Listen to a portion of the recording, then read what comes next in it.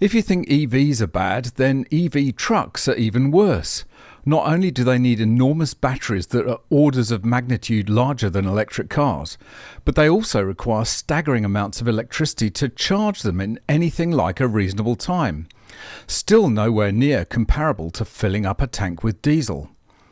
So multiply an EV truck by another couple of orders of magnitude and you reach the peak stupidity of the electric cruise ship. The monster battery in this mad plan will be 1,000 times larger than your average electric car and will need roughly 250,000 tons of earth and rock to be mined, all with diesel-fueled machinery and transport, just to extract the vast quantities of metals and minerals required to manufacture it. Don't expect anything like this to be crossing the Atlantic anytime soon, however, as it will need lots of stops to keep the thing charged. Yet in this insane net zero world we live in, this is what we now call progress. Welcome back to MGUY, British engineer and lawyer, now Sydney-based YouTuber. I'm closing in on 100,000 subscribers, which is absolutely insane. Thank you so much to everyone who's watched, liked, shared. But if you're one of the majority of my viewers who are not subscribed to this channel, please just click that subscribe button down below so you don't miss out on any future videos. And if you'd like to make a contribution to the channel, why not buy me a coffee? Click the link in the description or scan the QR code on screen. Look, I know this is a funny story, but there is a serious point to be made here, which I will come on to later in the video. But one of the reasons why electric commercial aviation will never take off, excuse the pun, is because the energy density of aviation fuel is so large. We fill a few tanks in the aircraft and we can fly an Airbus A380 with hundreds of passengers and luggage across continents and oceans in a matter of hours. Batteries simply cannot do that, and won't be able to do that for many decades to come, if at all. If such an energy-dense source of electricity were ever invented, then yes, electric aviation may be feasible, but with today's technology it will never happen.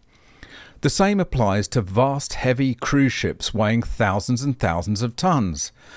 Diesel fuel is just too good at powering the vast engines that can propel these huge ships across oceans when compared to puny batteries and motors. But as we all know, net zero trumps everything, so the fact that an electric cruise ship is on the face of it a completely dumb school science project kind of idea doesn't stop it from being seriously considered, combined with bringing back obsolete ideas that were superseded over a century ago for ships, namely wind and sails. As the Telegraph reports, the electric 164-foot ship that wants to be the future of cruises, but get ready for a lot more stops. New year, new cruise pledges. Could Hurtigruten's solar and battery-powered ships finally signal a real sea change, get it, for sustainability? It's no secret that the cruise industry is one of the more challenging when it comes to aligning with the idea of eco-friendly travel. It's been reported by the International Council on Clean Transportation, a non-profit US-based organisation, that cruise lines are more carbon polluting than planes, with the average cruise ship said to emit 250 grams of CO2 per passenger per kilometre travelled, more than a short-haul flight. But Hurtigruten's new ship, which the operator says will set sail by 2030, will feature a technology it is calling zero-emission propulsion, in the form of battery and wind-powered technology. It is, as Hurtigruten states on its website, the line's most ambitious project in its 130-year history. Hurtigruten's goal to reach C0 by 2030 involves a partnership with Norway-based science institute SINTEF, to explore exciting state-of-the-art solutions in energy efficiency and battery electric power. These include the use of a 60 megawatt-hour battery charged by electric power banks while in port, combined with wind-powered technology in the form of a trio of retractable sail-like structures that will pull in air currents, increasing the aerodynamics of the ship and converting the wind's power into energy to help power the ship. At full height, the sails will reach 164 feet and will also be covered in solar panels to help to power the ship's onboard electricity. Preliminary estimates indicate that these sails could reduce energy consumption by around 10% over time. Additionally, the solar panels will contribute another 2 to 3% in energy savings. During summer sailings in Norway, where the sun shines for 24 hours a day, these autonomous wing-like features will provide much of the vessel's power. Hurtigruten has estimated that, if built, the ship will use 40 to 50% less energy than traditional cruise ships, as they will operate primarily on battery power. I don't know if you've ever been to Norway in summer, but the sun's power up there ain't exactly like Australia. And while it might be visible for nearly 24 hours in summer, if you're above the Arctic Circle that is, it barely creeps halfway up the sky even at its highest, and it's weak as water. So the idea of using that level of solar power to do anything that far north is pretty ridiculous. And it's not just this one company that's drunk on the net zero Kool-Aid. Hurtigruten is not the only line to be working on such technology.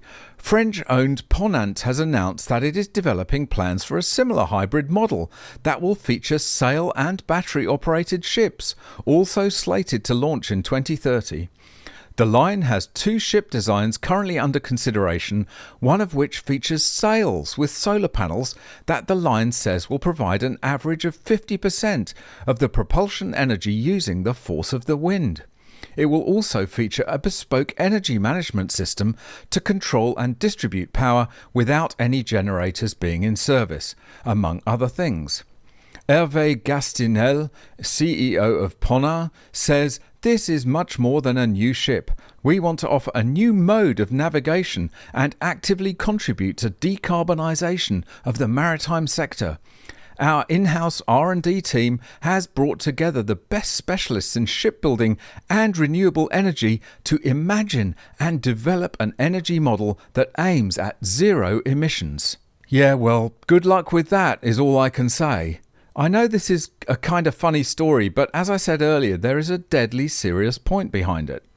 None of this nonsense would be necessary unless it was being forced through by the urgency of taking action on climate. If that false deadline was removed, then humanity could work towards organic innovation, which is what has happened throughout all of history with great success.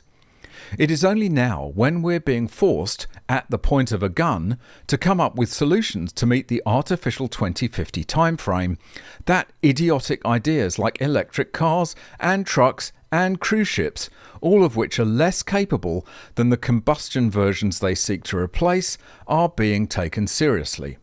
It's all a colossal waste of time, money, and most importantly, natural resources. But hey, who cares when we're saving the planet?